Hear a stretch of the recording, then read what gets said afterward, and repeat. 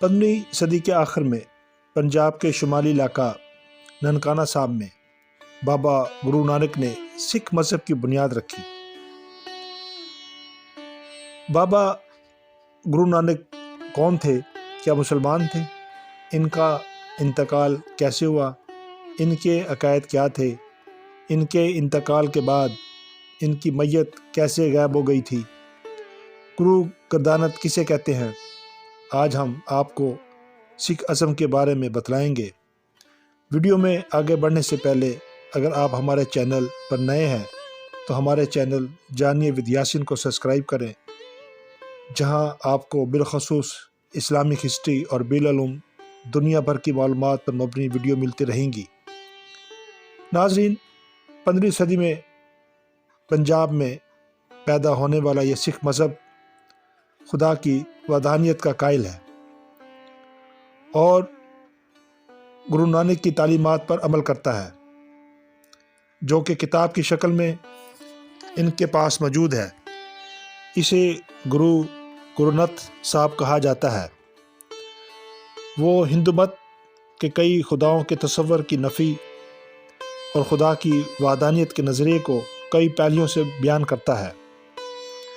بابا گرو نانک فرماتے ہیں کہ نہ ہی مٹی سے بنایا جا سکتا ہے اور نہ ہی انسانی فعل سے ہوتا ہے، وہ بے عیب ہے اور اپنی ذات میں سمویا ہوا ہے۔ اس مذہب کے ماننے والوں کی تعداد 30 ملین سے زائد ہے، جس کے پیروکار بھارت، پاکستان اور دنیا بھر کے مختلف ممالک میں پائے جاتے ہیں۔ بابا گرو نانک صاحب 1469 میں پیدا ہوئے۔ ان کے والد اور والدہ دونوں ہندو تھے۔ بابا گرو نانک نے جب ہوش سنبھالا تو انہیں ایک ہندو استاد کے پاس حساب کتاب کو لکھنے اور مسلمان استاد کے پاس عربی اور فارسی سیکھنے کے لیے بھجوایا گیا، مگر ان کا دھیان پڑھائی کی طرف کم تھا۔ انہوں نے قریبی جنگل میں جا کر سادھوؤں کی صحبت اختیار کر لی۔ کہا جاتا ہے کہ نانک حق کے متلاشی تھے، مگر گھر والے انہیں عمومی کام کاج میں مصروف رکھنا چاہتے تھے۔ انہیں کبھی بھینس کو چارہ ڈالنے کے لیے کہا جاتا تو کبھی دیگر کام کاج میں مصروف رکھا جاتا، اور آخر میں کہا گیا کچھ نہیں کرنا تو کھیتی باڑی کا کام کر لو۔ نانک نے کہا کہ میں نیک کام کاشت کرنا چاہتا ہوں، اور جب فصل اگے گی تو نہ صرف میرا خاندان بلکہ پوری دنیا خوشحال ہو جائے گی۔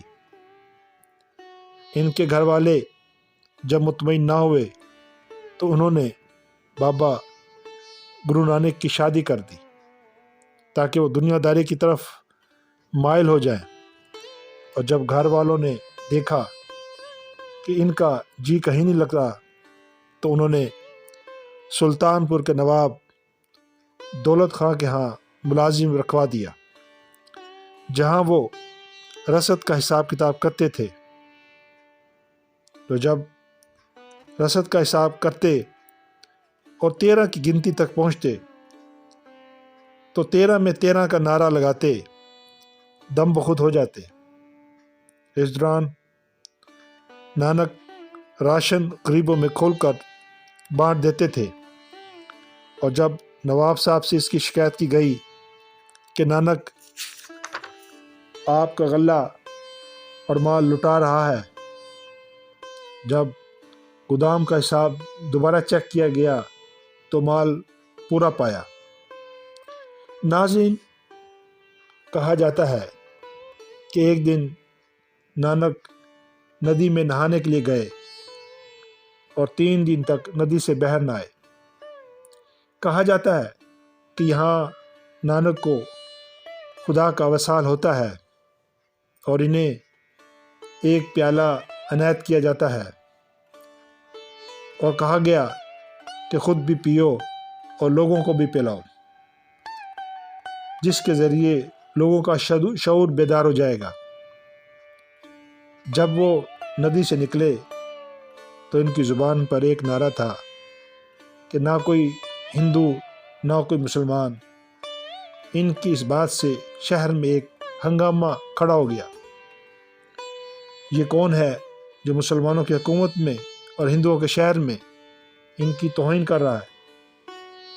قاضی نے ان کو طلب کیا اور پوچھا کہ تم بتاؤ کہ تم کسے مانتے ہو اور کیا کہہ رہے ہو کہ نہ کوئی ہندو ہے اور نہ کوئی مسلمان، تو تم کیا ہو؟ انہوں نے کہا میں 5 عنصر کا بنا پتلا ہوں، میرا نام نانک ہے۔ قاضی نے کہا کہ ہو سکتا ہے کہ ہندو اپنے مذہب کو چھوڑ چکے ہوں، مگر ہم تو مسلمان ہیں، 5 وقت کی نماز پڑھتے ہیں اور اللہ سے اس کا صلہ چاہتے ہیں، اور 5 وقت سجدے کے بعد خدا ہمیں بخش دے گا۔ نانک نے جواب دیا کہ میں بھی 5 وقت کی نماز ادا کرتا ہوں، ایک سچ کی، دوسری حق حلال کی کمائی کی، تیسری خدا کے فضل و کرم کی، چوتھی نیت اور ایمانداری کی، اور 5ویں خدا سے حقیقی یاد کی، اور اس سے بہتر کوئی نماز نہیں ہو سکتی۔ اور یوں بعد میں نانک صاحب نے نواب صاحب کی ملازمت چھوڑ دی۔ نانک سکھوں کے 10 گروہوں میں سے پہلے گروہ تھے۔ سکھوں کے علاوہ برصغیر میں مسلمانوں اور ہندوؤں کے نزدیک یکساں طور پر ایک قابل احترام ہستی مانے جاتے ہیں۔ گرو نانک کی زندگی کا واقعات کو جنم سکھی کہا جاتا ہے، جسے نانک کی وفات سے کچھ عرصہ پہلے ان کے قریبی ساتھی بھائی بالا نے اکٹھا کیا تھا۔ جنم سکھی میں گرو نانک کی زندگی کی حتیٰ کہ ان کی ابتدائی زندگی کے واقعات بھی درج ہیں۔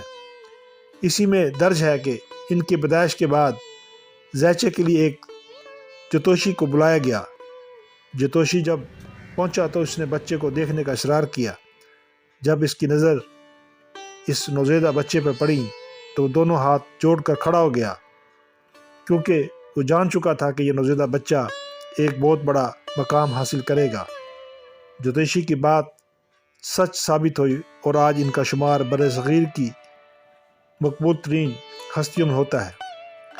ننکانہ صاحب میں بابا گرو نانک کی جنم دن کی تقریبات کا اہتمام ہوتا ہے، جس میں شرکت کے لیے دنیا بھر سے سکھ پاکستان آتے ہیں۔